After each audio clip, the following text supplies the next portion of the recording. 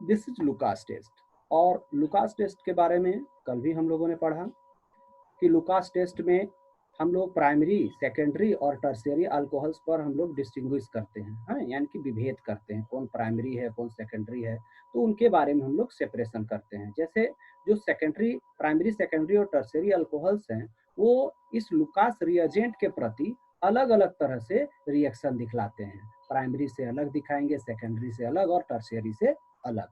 आप जानते हैं, यहाँ हमने आपको याद रखने के लिए भी कहा, कल भी कहा कि इस टेस्ट के लिए एक रिएजेंट की आवश्यकता पड़ती है, समझे, और जिस रिएजेंट की आवश्यकता पड़ती है उसको कहा जाता है लुकास रिएजेंट।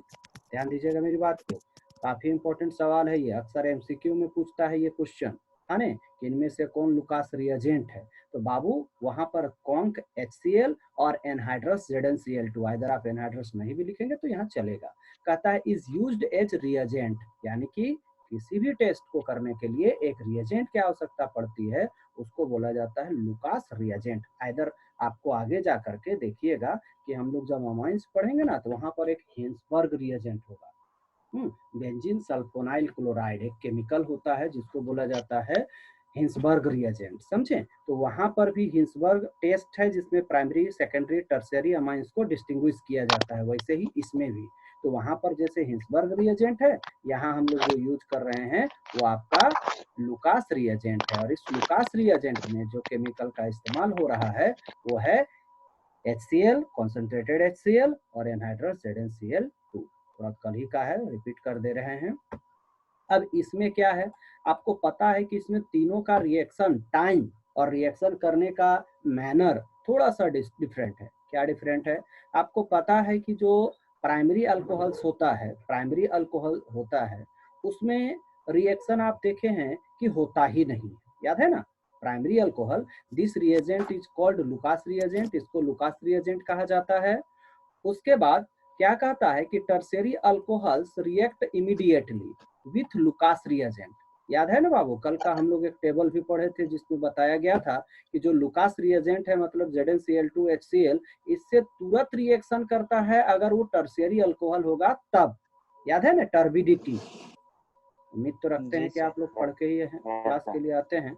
तो वो टर्बिडिटी, इमीडिएटली टर्बिडिटी देगा। एंड टर्बिडिटी अपेयर्स, जो टर्बिडिटी है वो अपेयर्स करता है तुरंत, कहता है in the test tube immediately after the reagent is added secondary alcohols. और बाबू यहाँ तक फुल स्टॉप है, यहाँ ठीक है। Immediately after the reagent is added, जैसे रिएजेंट डाला जाता है, मान लीजिए ये टेस्ट ट्यूब है, ठीक है, इस टेस्ट ट्यूब में हम लोग क्या किए हैं कि एक बार इसमें आप केमिकल डाल लिए हैं, वो टर्शियरी अल्कोहल्स है, ठीक है। अब टर्शियरी अल्कोहल है, उसके साथ हम लोग क्या कर रहे हैं, बाहर से लुकास रिएजेंट को इसमें मिक्स कर दे रहे हैं।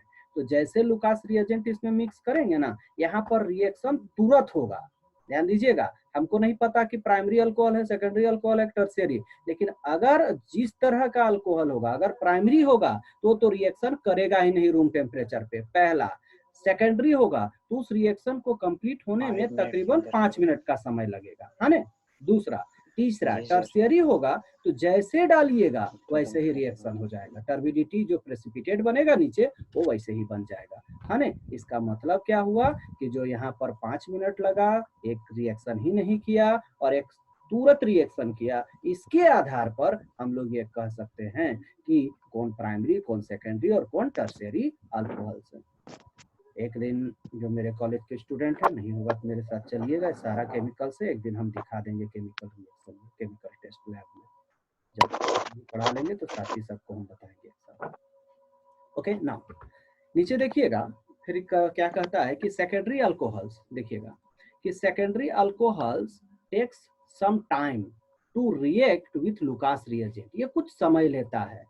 And turbidity appears after 5 minute, और ये जो टर्बिडिटी है वो 5 मिनट के बाद अपेयर होगा, लगभग 5 मिनट के बाद, ये इसका कहना है, लगभग 5 मिनट का समय लगेगा। अब नीचे देखिएगा तीसरा क्या कहता है कि प्राइमरी अल्कोहल्स, इसके बाद देखिएगा तीसरा प्राइमरी अल्कोहल्स, थोड़ा हम लोग जैसे क्रम में पढ़े थे ना उसका ही थोड़ा उल्टा किया है। Primary alcohols do not react with Lucas reagent, ये लुकास रिएजेंट से अभिक्रिया नहीं करता है रूम टेम्परेचर पे, ये करेगा ही नहीं। अब जरा तीनों रिएक्शन का यहाँ पर स्टेटमेंट चलेगा, स्टेटमेंट के बाद रिएक्शन चलेगा। देख लीजिए टर्शियरी HCl ZnCl2, देखिए ये रिएक्शन क्या कुछ हो नहीं रहा है। आपको पता है कि आप जो पढ़ रहे हैं वो टॉपिक है क्लीवेज ऑफ CO बॉन्ड, तो क्लीवेज तो यही ना होगा बाबू, आपका टॉपिक तो उसी के अंदर ये पढ़े। याद कीजिए कार्बन, एक पहला रिएक्शन था ऑक्सीजन और एक था हाइड्रोजन। पहला बार हम लोगों ने पढ़ा कि जो क्लीवेज होगा वो क्लीवेज इस जगह होगा, याद है ना। उसके बाद बाबू जब हम लोग सेकंड पढ़े तो कार्बन और ऑक्सीजन के बीच के बॉन्ड का बात आया, कब यहाँ बॉन्ड टूटेगा, यही ना था। अब हम लोग यहाँ पढ़ रहे थे, इसका मतलब होगा कि जो भी रिएक्शन होगा ना ये पूरा का पूरा OH यहाँ से बाहर होगा, जैसा आप लोग देख भी सकते हैं। देखिए राइट साइड कहाँ बचा ऑक्सीजन OH, इसका मतलब हुआ उसके जगह Cl आया और ये लोग इसका मिला हुआ OH, इसका बचा हुआ H, दोनों मिलके बना दिया H2O, है ना। और ये जो रिएक्शन होगा वो इमीडिएट होगा, देख लीजिए इमीडिएट रिएक्शन होगा, एकदम झट से रिएक्शन हो जाएगा। ओके ना, सेकंड क्या कहता है कि CH3, ये तो आप जान रहे हैं कि ये टर्शियरी अल्कोहल था। देख लीजिए जिस कार्बन से OH अटैच है उसके साथ 3 अल्काइल ग्रुप है ना, जिस कार्बन के साथ OH अटैच है उसके साथ 2 अल्काइल ग्रुप अटैच है ना। बाबू कैसे इसको प्राइमरी सेकेंडरी कहते हैं तो आप लोग आई होप आराम से जानते होंगे कि जिस कार्बन से मैं अटैच हूँ, कार्बन से उसके साथ केवल 2 अल्काइल ग्रुप जुड़े हैं, 2 अल्काइल ग्रुप। तो इसका सिंपल सा मतलब है कि जब 2 अल्काइल ग्रुप जुड़ा हुआ है ये सेकेंडरी होगा।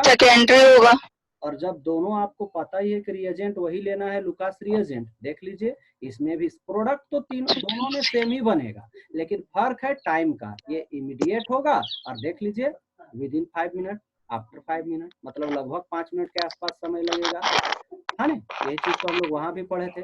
तीसरा में देखेंगे कि ये आपका प्राइमरी अल्कोहल है। अब प्राइमरी अल्कोहल कैसे है इसका निर्धारण तो आप भी जानते हैं कि सर जिसके साथ हम अटैच हैं उसके साथ केवल एक ही अल्काइल ग्रुप अटैच है, भले 2 कार्बन है लेकिन दोनों तो एक ही है ना, आप इसको जोड़ के लिख सकते थे C2H5। हाँ, अब ये जब इसी लुकास रिएजेंट से रिएक्शन करेगा, this is your Lucas reagent, तो फिर इसमें अभिक्रिया ही नहीं होगी, ठीक है। और अगर अभिक्रिया नहीं होगी तो ऐसे हम समझ जाएंगे सर इसमें अभिक्रिया नहीं हो रहा है, इसका मतलब ये जो है आपका अलग है। तो क्या लगता है ये लिखने लायक आपको लग रहा है कि पिछला वाला तो ऐसे ही था? बताइए हमको।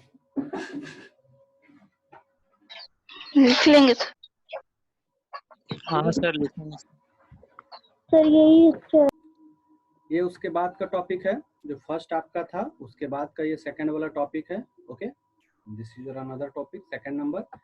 आप चाहें तो टेक्स्ट बुक से भी इसको देख सकते हैं और वहीं से हम इसको कट भी किए हैं। Okay, text book NCERT text book में यही है, सेकंड आपका रिएक्शन। देखिएगा कि reaction with phosphorus try halides, यानी कि PX3 के साथ रिएक्शन। तो ये कह रहा है PX3, हम आपको इससे भी ज्यादा लिखाएंगे, टेक्स्ट बुक में इसका यहाँ चर्चा नहीं है बाबू। ओके, यहाँ पर टेक्स्ट बुक में इसका डिस्कशन नहीं किया गया है। अब नहीं किया गया है उसका हम वजह बताते हैं, क्या कारण है कि आखिरकार ऐसे नहीं किया गया है। आपको बता दें कि आपको ठीक इसी तरह एक जगह और पढ़ने को मिला होगा, मतलब क्लास 12 का चैप्टर नंबर 10 में आप इसी तरह का रिएक्शन एक बार पढ़े हैं, एकदम सेम टू सेम ऐसे ही रिएक्शन था और वो आपका method of preparation of alkyl halide था। आपको हम दिखाते हैं, देखिएगा।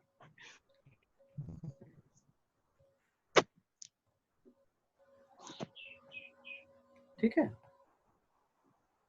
याद कीजिए यही रिएक्शन आपका है फ्रॉम अल्कोहल्स। तो हम लोग को पता है क्या बोला है ये रिएक्शन में, ये हम लोगों को बोला है कि क्या होगा जब अल्कोहल का रिएक्शन होगा किसके साथ, तो अल्कोहल का रिएक्शन हम लोग कराएंगे फास्फोरस ट्राइहेलाइड्स के साथ। तो जरा ध्यान दीजिएगा आप सब, ये रहा हमारा अल्कोहल, ये रहा मेरा फास्फोरस का ट्राइहेलाइड, ये रहा पेंटाहेलाइड, ठीक है, ये रहा थियोनाइल क्लोराइड। तो बाबू ये चीज आपको क्लास 12 के चैप्टर 10 में, मतलब प्रीवियस चैप्टर में ही इसके बारे में डिस्कस किया गया है। आप देख ही रहे हैं, यही है ना, देख लीजिए, ठीक है, यही रिएक्शन है ना। देख लीजिए सब के सब में आपका RX का फॉर्मेशन होगा, सब के सब में आपको अल्काइल हैलाइड का निर्माण होगा। देख लीजिए आप सब, हाँ, उसके साथ जो जिसके साथ बनेगा, आप X3 के साथ होता है तो आपको पता है कि H3PO3 फास्फोरस एसिड बनता है, इसमें RCl, मतलब सबके साथ तो हेलाइड बनेगा ही। कारण है कि आप पढ़ ही रहे थे method of preparation of haloalkanes, ठीक है।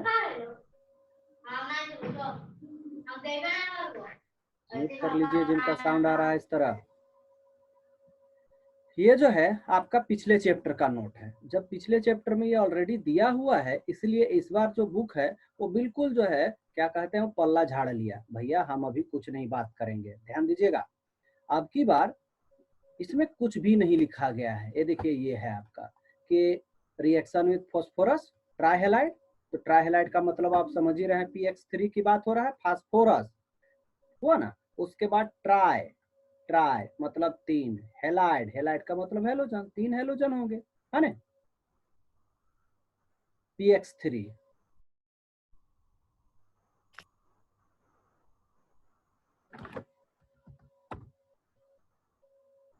चलिए, रिएक्शन यहाँ नहीं है, हम लोग को जो लिखना है आपको वो हम शेयर कर रहे हैं, आपको इतने दूर लिखना है, ठीक है। सेकंड नंबर इसको ऐसे ही लिखिएगा, और ये वाला यहाँ से कट कर दीजिएगा, ये जो है ना रिफर यूनिट करके वो नहीं लिखिएगा।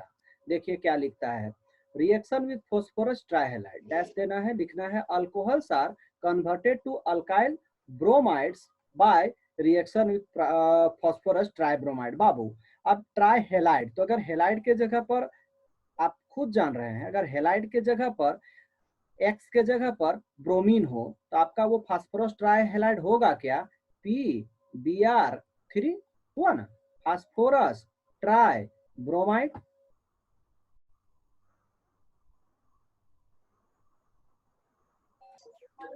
यहाँ तक आप लोग इसको लिख लीजिएगा, स्क्रीनशॉट ले लीजिए इसका। जी सर। चलिए, अब इसके आगे आप लोगों को जो लिखना है उसको देखिए।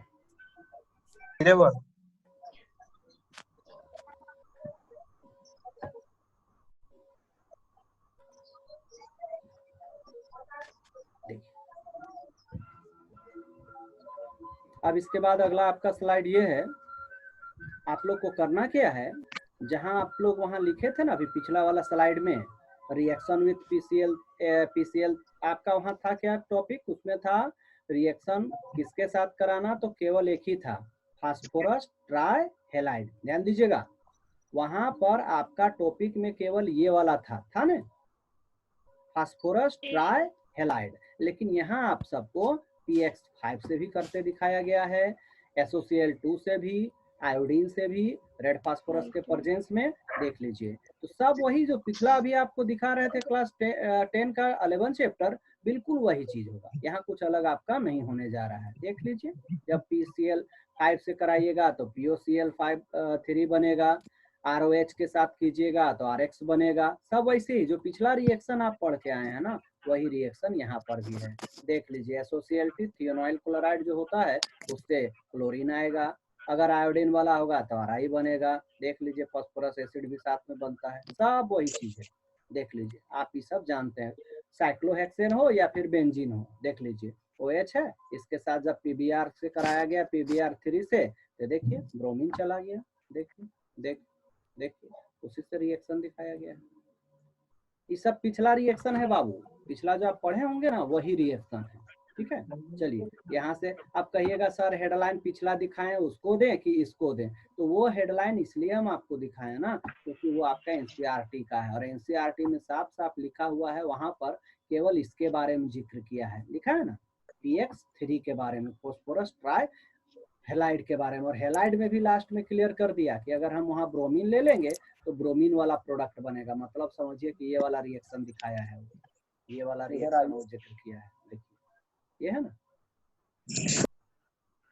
ये है ना, देख लीजिए PBr3, ठीक है।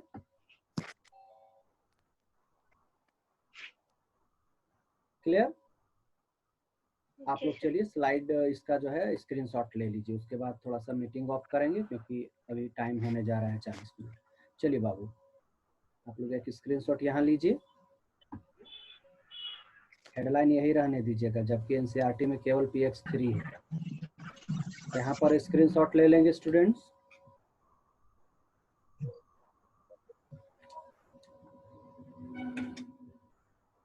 हो गया? जी सर। Yes sir.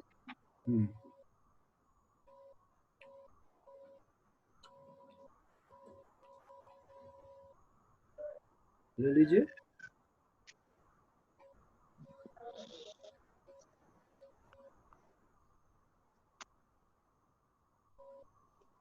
सर सभी रिएक्शन को लिखेंगे? हाँ, सभी रिएक्शन लिखिएगा।